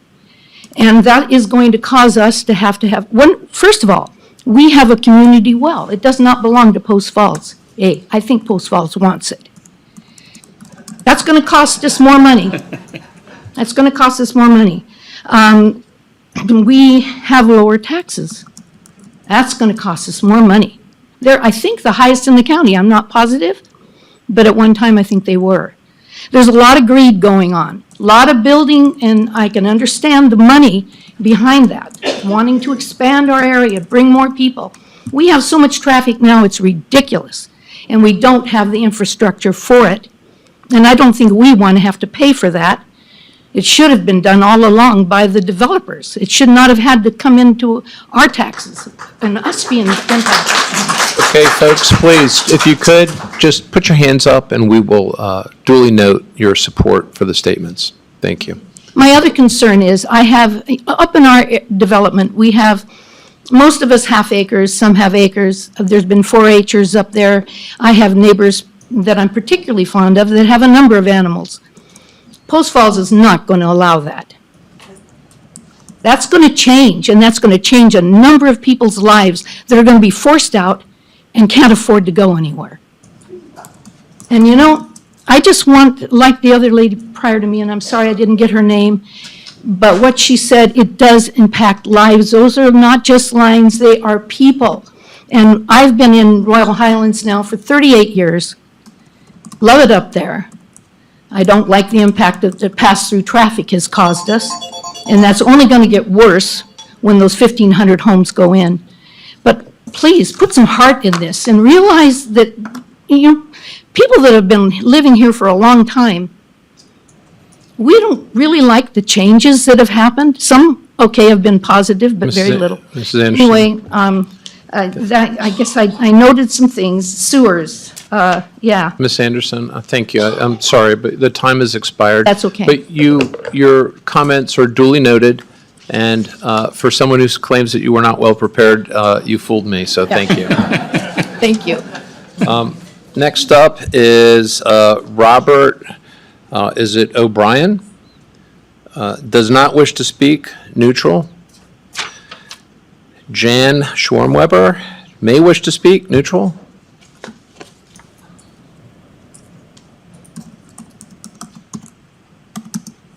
Greetings, and I also live in the Royal Highlands, as did the prior speaker. I initially was pretty full of questions. I was on the County Planning Commission when the original ACI documents were generated in the mid-90s, so I have a sense of what we've been looking at. I'm not totally familiar with the latest updates. But because of that, I wondered about a lot of things, many of which I have now resolved, thank you to staff in both Coeur d'Alene and Post Falls for getting back to me on those. And I would like to just mention for the benefit of others, I fully agree that what you're proposing is way less restrictive than what was there before on a lot of fronts. I do have a little bit of a question about the anticipation of of annexation within 5 years, but I kind of think I get it. Royal Highlands is between the city boundaries of Post Falls and the Coeur d'Alene development that's coming on the west side of Hutter. So that to me is the only rational reason why we even would be in the ACI to begin with, but we've always been there, so it's not changing. It's just, that's what it is. So I guess some of this question is, for the neighborhoods that are developed already, and ours is, it's completely built out, there's really nothing that would trigger an annexation. I mean, there's no vacant lot or property that's going to be up for development. So having said all of that, I fully support what you're doing now. I'm anxious to hear what's going to happen when you get into the nitty-gritty with the cities about what ultimate things they're going to ask for. Because initially, when we were negotiating back in the 90s, Post Falls wanted to be south of the river, and they wanted streets and sidewalks and city lights and curbs and whatever on the south of the river. And frankly, we didn't think that was very practical for that area. So who knows what they're going to come up with next. Thanks for all the time you guys are putting into And this. would you mind just showing me your neighborhood on the map, please? Thank you. Where is this 41? Yes. I'm Yes. 41. And is this Mullen? Sorry, just want to make sure I'm picturing the right area. Okay. Is this Mullen? I can't. Yeah, this is Mullen. It's Poland. Whole line. Okay, here we are. We're right here. Okay, thank Okay, you. So this is Mullen. That large property west of Hutter is here. And there's proposals for down here too. So, I mean, we heard when that one first came out that we were. Okay, I have it. Thank you Got so it? much, Okay. Jan. So, I mean, Thank you. I sort All of right. get it. Yeah. but Thank we you. are. Thanks. Thank you. Next up is Ellen and Chris Anderson may wish to speak. Opposed? Come on down. Hey, he's at work. I don't do well with public speaking, but I know you guys aren't the enemy, and thank you for hearing us all. I live down on Pleasant Lane, off of Pleasant View. My biggest concern is all of us who have livestock. I have 2 pigs, and if we are inside the city limits and my neighbors have chickens, everybody else down to the right, where it curves up, they have donkeys, they have horses. We all have a lifestyle down there. And I know it would be our choice to go in, and if we have the opt-out, I do highly agree with that, because it would give all of us a voice to say no and to stand up for ourselves and what we've protected. Myself, for the last 14 years, is not as much as a lot of my neighbors who've been there for 40 years. Our little area was developed 50 years ago. A lot of them have been there 40 years. But like, if this happens and if we are forced, do we have to relocate? What happens with our livestock? What happens with our lifestyle? Our animals, we can't just move into city limits and stuff like that. We can't afford to move outside of it because it's too expensive. And so I would just like you guys to take to heart and think about that impact as well. Everybody having to relocate, change their life when they're not ready to. So, appreciate it. Thank you. Next up is Maureen Kleinsmith, may wish to speak. Opposed? Come on down. And for those of you with telephones, if you could make sure they're on silent, we would greatly appreciate it. Thank you. Thank you so much for hearing me. I apologize if this has been covered already. So I live in the Pine Villa Estates area. We're a little bit south of Southeast, and we're a little bit just east of like the Ross Point area. Kind of, yeah, just down south there. I guess my question, so I understand areas of impact don't necessarily mean annexation. That part seems very clear at this point. It does seem to pave the way for annexation, though. And I guess my question is, I understand it's been said multiple times, we won't be forced to annex. But it sounds like unless 60% of my neighborhood wants to annex. Is that correct? That'll be a, Go ahead. Director Callahan. Just to clarify, and I'm sure Mr. Wilson can add to it, but that's the starting point where the city could consider annexation. I won't speak for any city, but I will say in the 20 years I spent being a city planner, no city council I worked for would annex against property owners' will, regardless of the percentage, because it's a political liability.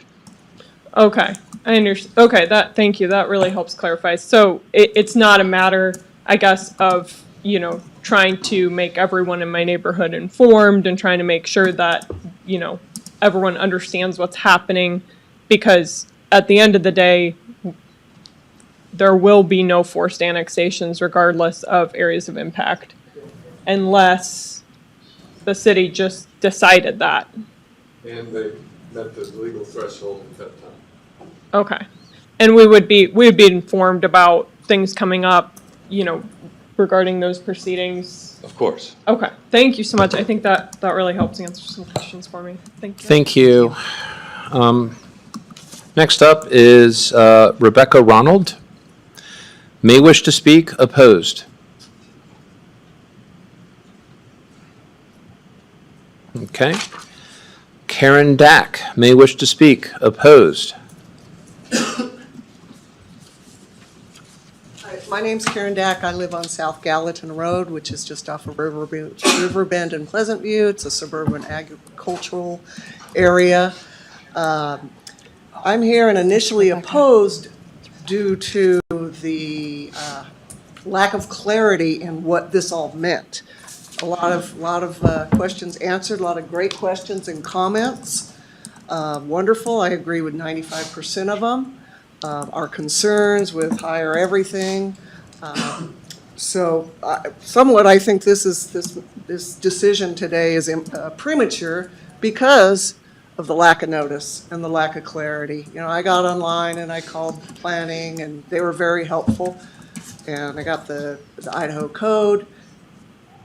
And the map didn't even have any streets. I had to do a lot of figuring to find out where I was. So again, lack of clarity, lack of information, lack of access is most people don't even hear about it. And I feel that that's been going on in the county and the cities, and we are tired of the cities and counties being sold out to the developers to trash our area. I've been here over 20 years. I'm a newbie, but I came here for the peace, the quiet, the lack of crime, et cetera, and you guys are selling us out.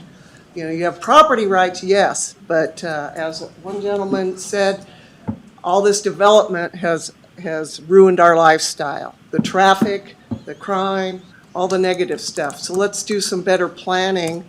The infrastructure's not there. And that's county planning. Let's be more out in the open. Let's let the people know what the heck's going on, because we don't, and we're tired of it. Ms. Dack, first of all, thank you, if you're done. I'm done. Okay. Second, like I mentioned before, we just kicked off our new comprehensive plan. So this Yes, is I would like to see that. this is an opportunity for you and everyone else who has concern about the growth trajectory here to participate, because we really want your feedback. I think people understand that, and this is where it begins, the comprehensive plan. So I really encourage, I hope you participate. I hope to see you in this process along with your neighbors, so that feedback really plays an important role in shaping the future of what this community will look like as it continues to grow. Yes, and on the maps, as far as opposed, sounds like the map thing's a good thing, but just by what I'm hearing today, but reality, and they're not going to annex. They're going to annex. They're not going to change our laws. I don't All right. believe it. I think it's all about money, and it's sad. Well, thank you so much. Did Rebecca Ronald come back in? Ms. Ronald? Oh, come on up. And you have 3 minutes. Thank you for just listening to our comments. I wrote down a few things. And some of the questions have been answered. You say you can't be forced to annex, but if others around me want to, how does that work in that? How do you know whether we want to be annexed? You say that the 60% is a starting point, but is there like a vote, or how do you know what 60% says yes or no? Good question, Director Callahan or Pat. I can answer that. Pat Braden, Civil Deputy Prosecutor, for the record. According to Section 50-222 of Idaho Code, the consents have to be recorded with the county recorder's office in the county where the property is located. So that means that 60% of the neighbors have already annexed their property? No, that they've all given consent to annex. Okay, and how would that consent be obtained typically? Well, it would have to be reduced to writing and recorded in the county recorder's office. So the cities would maybe send out notice or something, I mean, Yes. something like Yeah, that. cities would have to send out notice to all, everybody that, is subject to the proposed annexation before, they have a public hearing on it. Okay. So, Well, that would be up to the city. that's up to the city, but again, that's one of those things where like Director Callahan said, I mean, there are significant impacts to city councils if they try to force their will, impose their will on property owners. And frankly, the culture up here, I don't ever see that happening, but I certainly can appreciate the skepticism of government that people have. So, go ahead. So on that, you're saying like we would get something in the mail. Basically, I think you're saying that we'd have to be at a meeting like this for our vote to say yay or nay. Sounds like. Go ahead, Director Callahan. Commissioners, I'm sure Warren will speak to this issue in detail, but the short version is there's a public procedure and process for every annexation, and yes, every property owner would be noticed. Okay, thank you. So as a current owner that I've been here over 20 years on my property, what is the benefit to me if we're annexed? I mean, to me, it looks like more taxes, more regulations. I'd have to pay for sewer and garbage, which I don't now. I mean, I'm a widow and it's tough enough to maintain what I have. But we moved to this property to have a little more space. And which I think is what a lot of people are saying. But I don't see exactly what we get out of it. Well, typically in these situations, it really comes down to the individual property owner. Like what was discussed, if it's undeveloped land, it provides an opportunity for higher density quite often because the county has a lower density model where the cities have a higher density model. And typically with the higher density development, there's more money to be made. That's with undeveloped land. For developed land, that's a very different situation, and that really just comes down to each property owner and whether they see a benefit or not, which is why it's a willing process. Okay. I think that leads into my next question is, where I live is And we're getting close on the time, so. Hargrave and Corbin. Most of the people around me are 5-10 acres. So what benefit is it to the city, besides getting our taxes, to annex that area when it's not likely, that there's not like 1,000 acres to be developed? Why annex us? We have animals, all that. So they're not proposing to annex you? you would have to opt in, you would have to let them know, yes, I want to become a city resident. So they're not proposing annexation. They're just starting with this boundary, which has shrunk in some areas and expanded in others. So that's the starting point, and they have to do that because they already have several applications that of folks who are in the application process, who want to annex. Okay, thank you. And I just have one last question about the Post Falls regulations. That seems unclear here, whether you're saying we would follow it or we wouldn't. That's a separate hearing, actually. Yeah. This is It'd be a just for the separate map. hearing. Okay, Yeah. thank you. And just for clarification, if someone were to purchase a house, and this happens in jurisdictions throughout the country, a developer would buy the house on a 5-acre lot and seek to be annexed into a city so they could demolish the house and maybe build something that's higher density.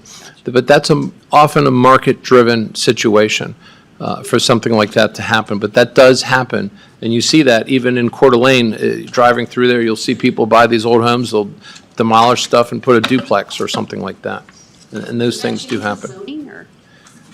Well, that's between the city and the property owner, so. Okay, But all right, thank you. Thank you. All right, next up, Anthony Kleinsmith does wish to speak, or does not, excuse me, and is opposed. Glenn Whipple does not wish to speak and is opposed. Greg Webster does not wish to speak and is opposed. Debbie Carr does not wish to speak, is opposed. Marcy Clutter does not wish to speak, is opposed. Mary Lou Turdy is opposed, but did not mention if she wants to speak. Would you like to speak if you're in the room? No? Okay. Brandon Lohr, I believe, does not wish to speak and is opposed. Joylene Gray does not wish to speak, is opposed.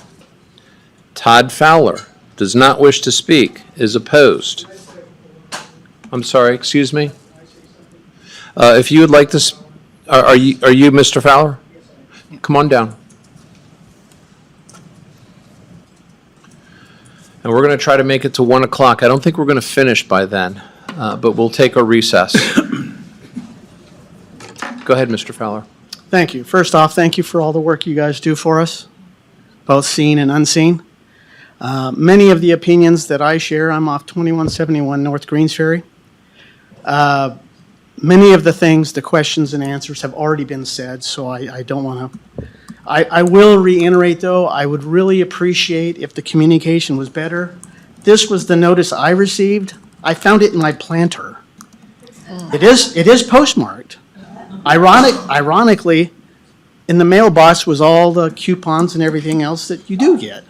So I don't know if there's a better way to ensure that the residents are getting the notices. But I would pose that. You also mentioned that this meeting is about this map. My concerns have to do with future development and the overdevelopment and the drain on our water source. You mentioned a planning meeting. Has the notice gone out for that yet? And when would that be? Well, I don't think there's any planning meeting. There's just another hearing that we will entertain, but go ahead, Director Callahan.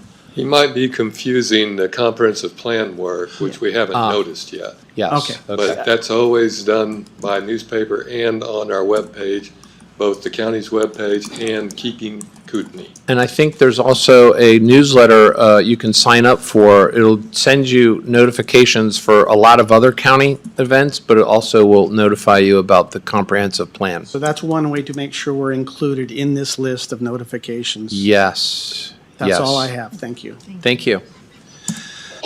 Okay, next up, let's see, Rebecca Fowler does not wish to speak, is opposed. Rita Zapla does not wish to speak, opposed. Shirley Vold does not wish to speak, opposed. Rachel Reichenberg does not wish to speak, opposed.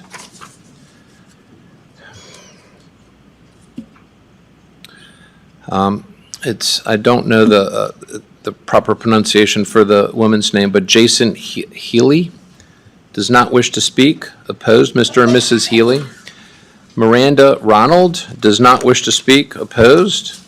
Michael Ortman is opposed but did not mention speaking. Is Mr. Ortman here? Did you want to speak? Okay. Sandra Minor is opposed. Did not mention if you'd like to speak. Ms. Minor, are you here? Did you want to speak? No? Okay. Eric Reichenberg, opposed. Did not mention speaking. Would you like to speak? Karine Ryan, opposed. Do you want to speak?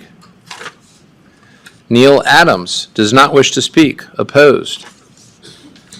Marcia Adams does not wish to speak. Opposed. Jonathan Murray, opposed. Did you want to speak? Okay.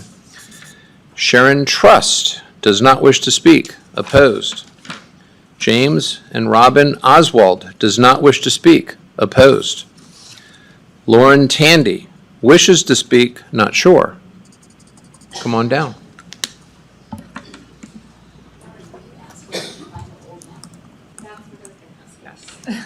So I'm also below I-90 on Corbin Road. And I'm unsure because I came opposed, but I've had answers to some of our questions today, but I have more questions that I'd like to clarify.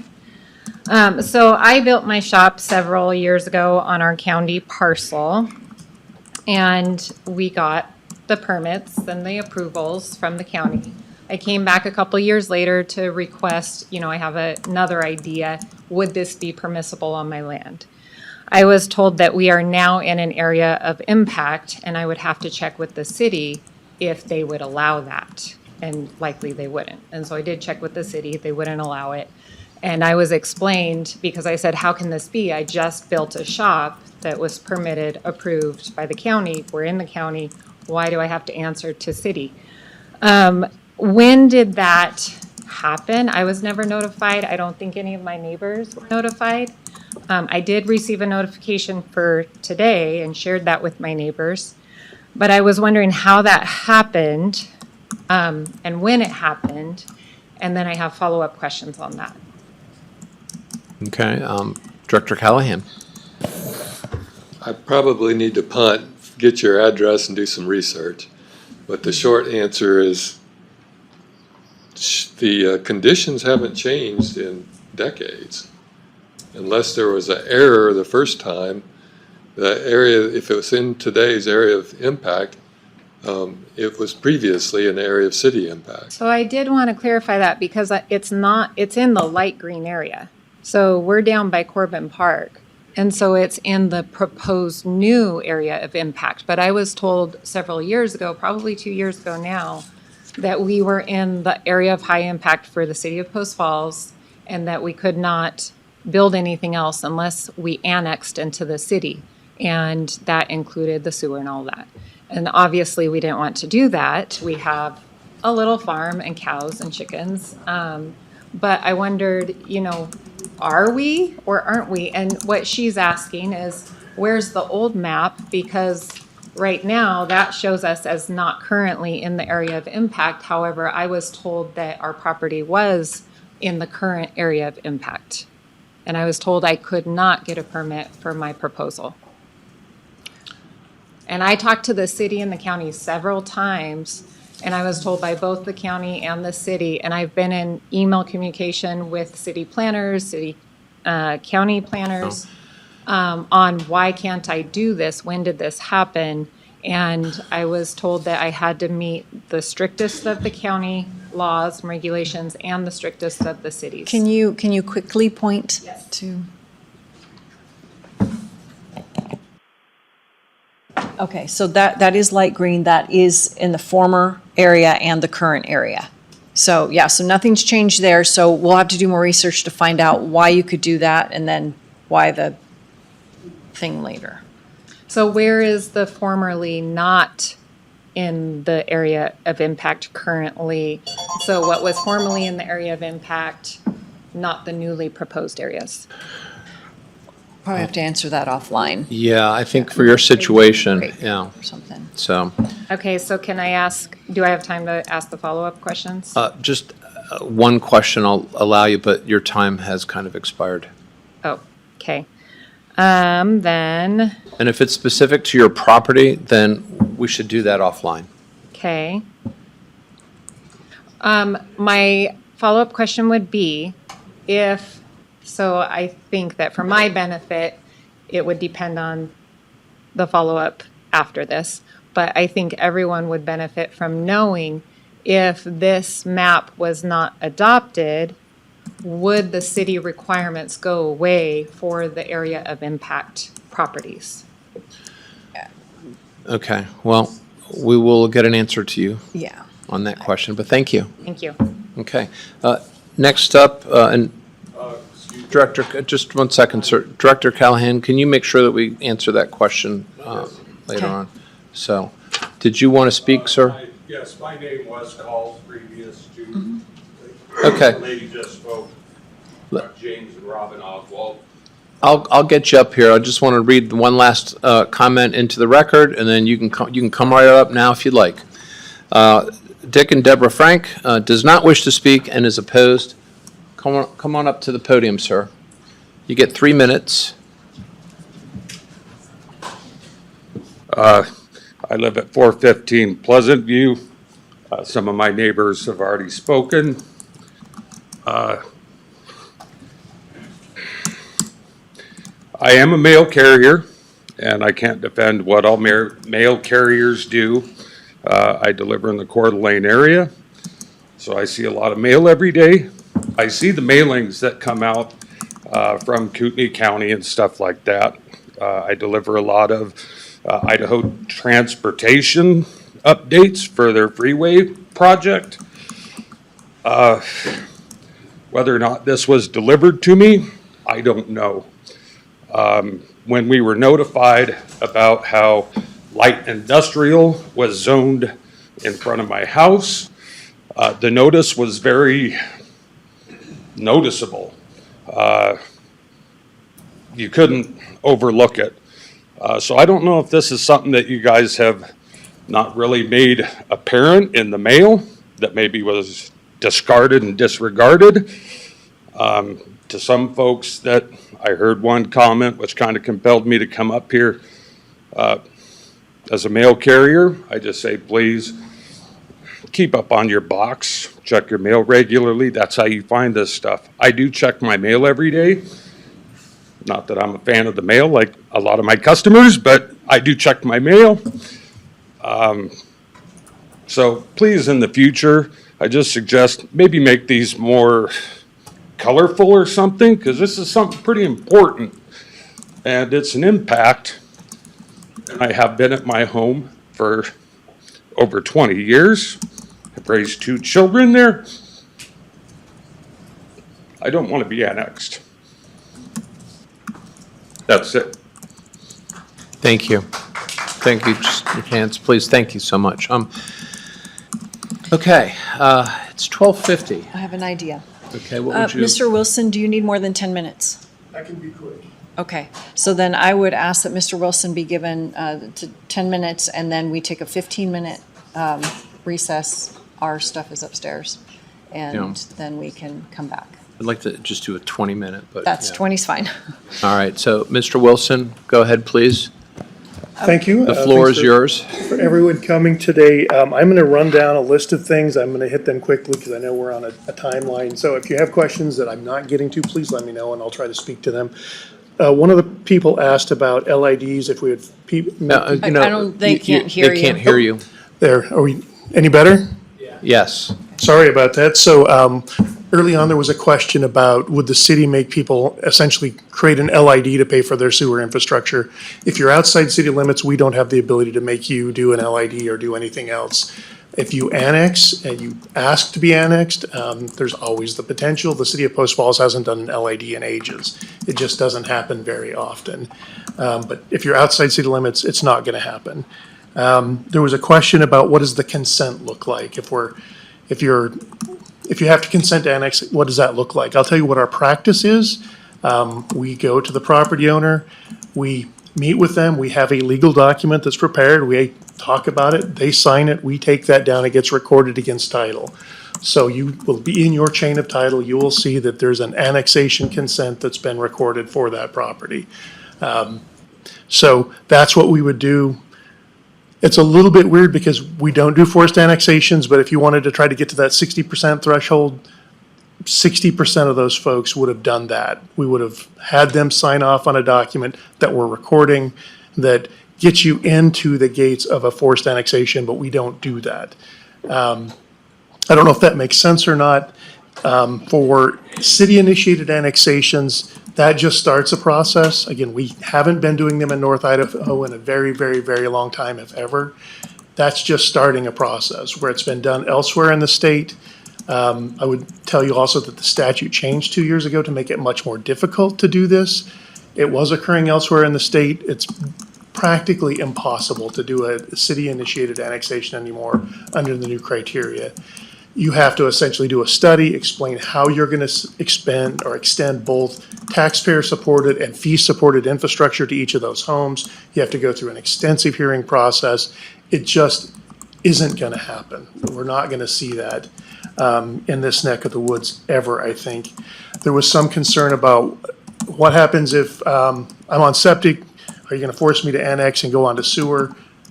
No. If you're an existing residence and you ask to come in and sewer isn't available, you're not required to extend sewer. What can happen, and this is rare, but it can happen, is somebody's on septic, their septic system is failing. And Panhandle Health can say, you're really close to a sewer line. Because you're close to that sewer line, we're going to make you connect to that sewer line rather than putting in a new septic system, and that's to protect the aquifer. That's pretty darn rare. I've seen it happen 4 times in almost 25 years, but it can happen. Eventually, septic systems will fail. Planning Commission, there's a reference to the Planning Commission and membership for people inside the area of impact. We are currently doing that already. We do not have a requirement that Planning Commission members reside in the city limits. We have several members that are on our Planning Commission that reside in the county. What we would end up doing is making sure that the ratio is correct based on the statute, but we're currently allowing folks that reside in the county to serve on the Planning Commission in the city of Post Falls. Notices, if something were to move forward, I can tell you how the city of Post Falls does noticing. Typically, we're going to post a sign on the property so people can see that sign. It's bright yellow. We mail notice to everybody within 300 feet of the exterior boundary of that property, whether they're in the city or not. We also publish notice in the newspaper, and it's posted on our website.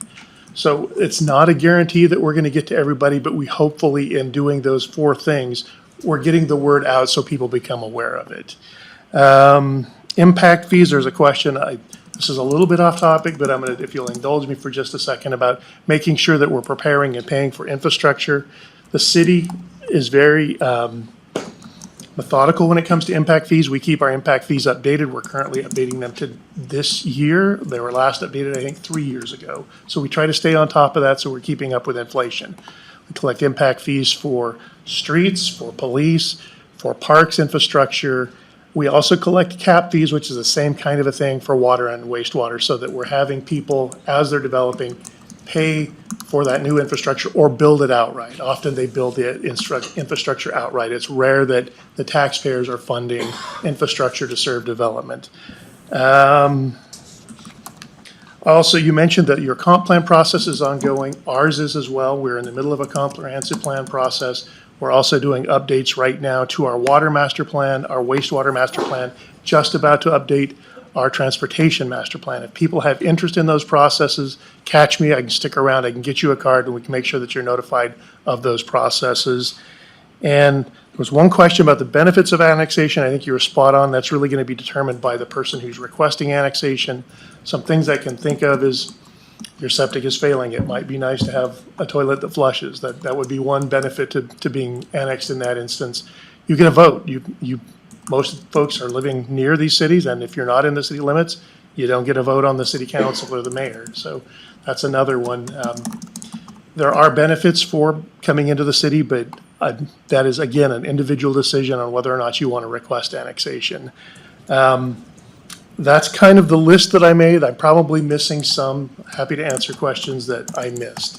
Thank you. Any questions here? I have a couple, not questions from the audience, sorry. I've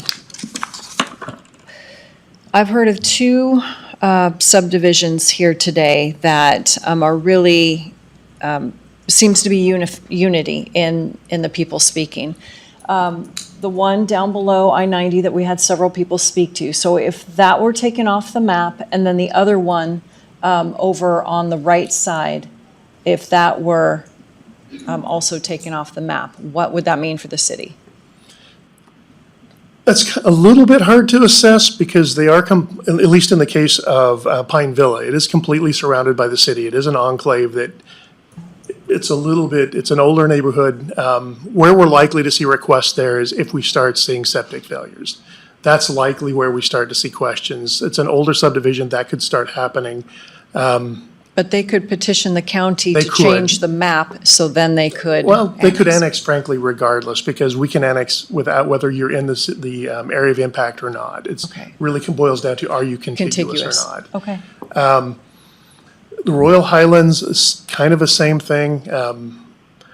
I don't know that it changes a ton. It's really where you would see annexation in that area is probably going to be when septics start to fail. Okay. That's all I have. Commissioner Emerline, any questions? I actually have a couple questions here. You mentioned that, if you can annex without a property being on the map, then what's the point of the map in essence? You're asking a question I've wondered about a lot. Okay, thank you. All right. And I kind of alluded to that earlier on. There used to be a lot of benefit in an area of city impact. It was a planning boundary. It spoke to a lot of other things other than just growth. Now, honestly, in my humble opinion, speaking for myself, not for the city, I'm not sure that there's a ton of value other than that we have to have a boundary. The statute says if you don't have a boundary, you can't annex. And that creates a conundrum. I wish the legislature had been a little bit more thoughtful in how they did this, but here we are. Well, then, if you have to have a boundary, why a mile? Why not a quarter mile or an eighth of a mile? I mean, and I'm not trying to be challenging with you, but the practicality of it is that you don't need a mile, so why ask for a mile? To be honest, Commissioner, I don't disagree with your sentiment.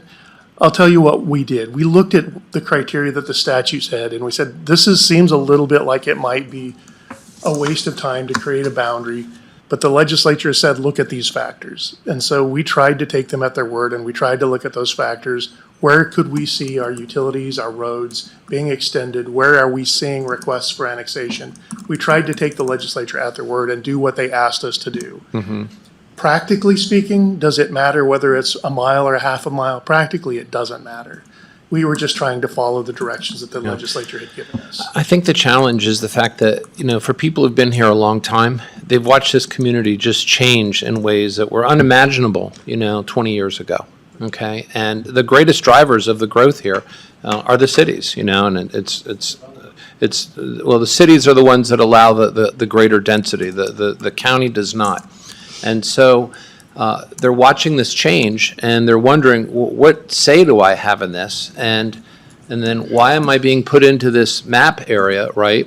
If in the end, it doesn't really matter, right? Because you don't want to be annexed, you don't.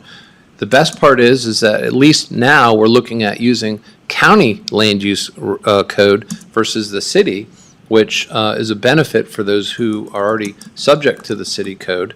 It gets them out from underneath that. And so I'm just trying to figure out here, where's this balance and how sensitive is the city with their growth plans on the surrounding community? I'm not sure that I can answer that because I'm not an elected official. Yeah. I'm not the one making those decisions. Understood. For whether or not applications should be approved or not. Yeah. I will tell you, we do provide notices every time there's an annexation request or a subdivision request or a zone change request. The council is very thoughtful in listening to the comments that come in, whether they live in the city or not. Mm-hmm. We have comments routinely from folks both inside and outside. It's not always a given that the requests are going to be granted. Yeah. And the only other thing I just want to mention here, and this actually is a real problem for the county, is these enclaves. You know, because the city wants to expand, and then you have folks who really don't want to become a part of the city. And then you have these enclaves, and what a lot of people don't realize is that those enclaves are county land, and so the county is required to provide their law enforcement services and things like that, right? And it creates this very out of balance situation where your neighbor could be inside the city of Post Falls, for an example, and you call 911, you're going to get Post Falls police. Your other neighbor who's outside in this enclave of the county has to get the sheriff's department. And the difference in level of service can be dramatic. And so what is the city actually trying to do? If they're going to continue to expand and then increase the number of enclaves so that the residents here are actually getting the very best service, even though they might be surrounded by the city. You know, and that's another difficult question to answer. I will agree with you. The enclaves pose significant difficulties both for the county and for cities. You're right, if somebody in the middle of Pine Villa calls for assistance, the sheriff's department is going to come, which is difficult for your sheriff's department to plan for because it's kind of outside of where they normally would be. And if something, God forbid, requires backup, there's probably not another deputy that's close, and so our folks are coming. And so it ends up impacting both the police department and the sheriff's department. In an ideal world, we'd see those pockets start to fill in. Where we weigh the balance is this is kind of a property right issue. We don't typically we're not making people annex. And so we would love to see them come in so that we can reduce some of those conflicts. But we draw the line at saying, we're going to make you come in. Well, and I don't think anyone should ever be compelled to do something like that. But my question is, are the cities trying to incent or to try to do anything to say, look, you know, we have uniform services throughout the geographical area. What are they doing to try to, incent that at least? And if the answer is nothing, then it's nothing. So we do try. It's a very difficult hurdle to get over just because the cost, as people have alluded to, it's pretty expensive to hook to sewer, to hook onto the water. The taxes are different. They're not huge, but they are different. Okay. And so it's a tough burden to get over for most folks unless they're doing a redevelopment of their property. That's when it starts to make more financial sense for them to say, I'm going to cash out, the next person can deal with it. Fair enough. I'm done with my questions. Thank you very much. So at this point, did you have any questions? Be brief, be quick, and be gone. Yes. We're going to go ahead and go into recess. Ma'am, no. Not right now. Sorry. I'm sorry. It's just the protocol. Yeah, so I would suggest that we, do you want to come back at 1:25? And then I can vote on Post Falls and we come back at 1:25. And then we can get, hopefully through the other cities, Hayden has a very short stack. But if we want to go in order, I don't know where my thing is now. But yeah, and I don't know, there really isn't going to be a time that we can put this off to a different session. I think we have to get through it. So. Okay. Do that? Yep. So 20-minute recess. We'll be back.